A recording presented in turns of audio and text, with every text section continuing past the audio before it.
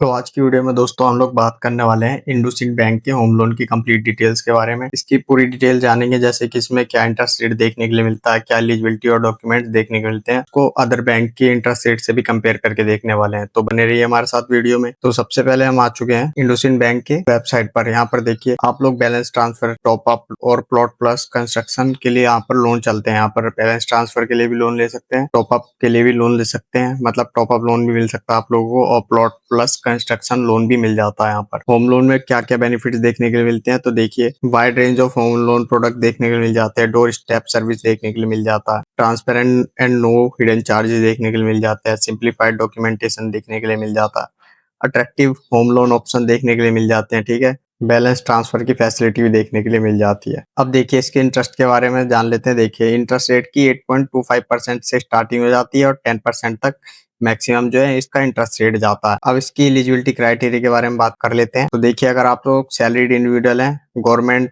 या reputed company में आपकी जॉब है, तो आप लोग एलिजिबल हो जाते हैं। 24 ईयर्स से लेके 60 ईयर्स के बीच में आप लोगों की एज होनी चाहिए और मिनिमम 3 ईयर का आप लोगों को एक्सपीरियंस होना चाहिए। सेल्फ एम्प्लॉयड प्रोफेशनल के केस में डॉक्टर हो, इंजीनियर हो, CA CS, तो आप लोग एलिजिबल हो जाते हैं। 24 से लेके 70 ईयर्स के एज क्राइटेरिया रहता है और इसमें भी 3 ईयर का मिनिमम एक्सपीरियंस होना चाहिए आप लोगों के पास। सेल्फ एम्प्लॉयड नॉन प्रोफेशनल के केस में आप लोग सेल्फ एम्प्लॉय और नॉन प्रोफेशनल अगर आप लोग हैं, आप लोग ITR भरते हैं, तो देखिए 24 से लेके 65 ईयर्स के बीच में आप लोगों की एज क्राइटेरिया रहती है और 3 ईयर्स का मिनिमम आप लोगों को भी एक्सपीरियंस होना चाहिए। अब बात कर लेते हैं डॉक्यूमेंट्स क्या क्या रिक्वायर्ड होते हैं होम लोन के लिए।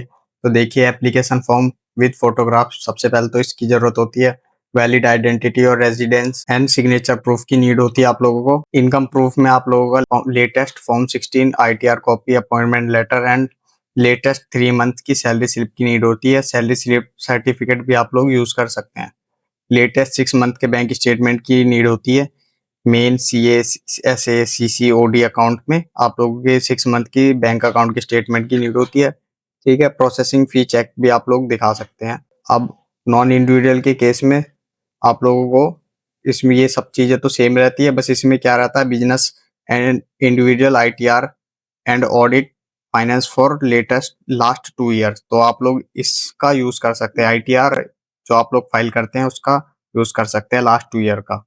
तो ये डॉक्यूमेंट्स की मैंने बात कर ली। अब चलते हैं हम लोग इंटरेस्ट रेट को कंपेयर करके देखते हैं अदर बैंक के साथ। तो देखिए सबसे पहले स्टेट बैंक ऑफ इंडिया में 7.50% से इंटरेस्ट रेट की स्टार्टिंग हो जाती है। HDFC बैंक में 7.90% से इंटरेस्ट रेट की स्टार्टिंग हो जाती है। बजाज हाउसिंग फाइनेंस में 7.49% से इंटरेस्ट रेट की स्टार्टिंग हो जाती है। ICICI बैंक में 8% से इंटरेस्ट रेट की स्टार्टिंग हो जाती है। एक्सिस बैंक में 8.35% से इंटरेस्ट रेट की स्टार्टिंग हो जाती है। फेडरल बैंक में 9.15% से इंटरेस्ट रेट की स्टार्टिंग हो जाती है। पंजाब नेशनल बैंक में 7.50% से इंटरेस्ट रेट की स्टार्टिंग हो जाती है। कोटक महिंद्रा बैंक में 7.99% से इंटरेस्ट रेट की स्टार्टिंग हो जाती है। कैनरा बैंक में 7.5% से इंटरेस्ट रेट की स्टार्टिंग हो जाती है। IDFC बैंक में 8.85% से इंटरेस्ट रेट की स्टार्टिंग हो जाती है। IDBI बैंक में 7.75% से इंटरेस्ट रेट की स्टार्टिंग हो जाती है।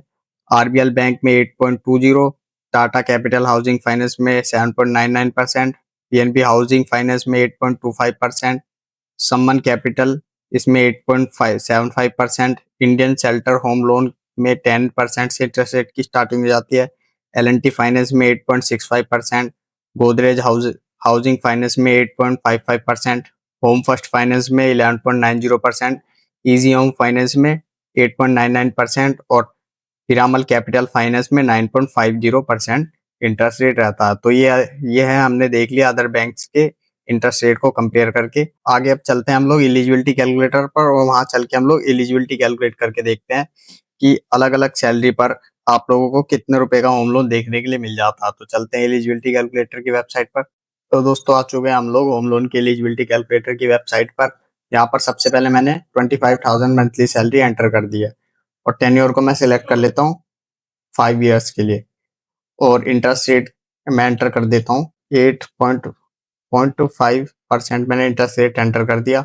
अगर आप लोग की अदर कोई EMI वगैरह चल रही है तो उसको एंटर करें, अदरवाइज इसे 0 रहने दे। तो देख सकते हैं आप लोग 4,87,412 रुपीज के होम लोन के लिए आप लोग एलिजिबल हो जाते हैं और 10,000 रुपीज की आप लोग की मंथली EMI बनेगी।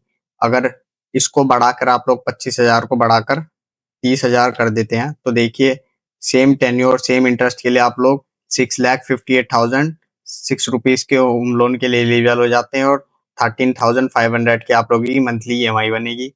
30,000 को आप लोग बढ़ा के अगर 35,000 कर लेते हैं तो 7,67,684 रुपीज के लोन के लिए आप लोग एलिजिबल हो जाएंगे और 15,750 रुपए आप लोगों की मंथली ईएमआई रहेगी। 35,000 को अगर हम लोग बढ़ाकर 40,000 कर दें तो देखिए 8,77,341 रुपए के होम लोन के लिए आप लोग एलिजिबल हो जाएंगे और 18,000 की आप लोगों की मंथली ईएमआई बनेगी। तो ये हम लोगों ने देखा अलग अलग सैलरी के अकॉर्डिंग हमने देख लिया कि कितने रुपए के आप लोग लोन के लिए एलिजिबल हो जाएंगे। तो इस प्रकार आप लोग भी कैलकुलेट करके देख सकते हैं। यहाँ पर अब टेन्योर आप लोग अपने अकॉर्डिंग सिलेक्ट कर सकते हैं जितने टेन्योर के लिए आप लोगों को लोन चाहिए। तो आज की वीडियो में बस इतना ही था। अगर आप लोग और कुछ डिटेल के बारे में जानना चाहते हैं तो आप लोग हमें कमेंट करके बता सकते हैं। बाकी मिलते हैं किसी और इन्फॉर्मेटिव वीडियो में, तब तक के लिए गुड बाय।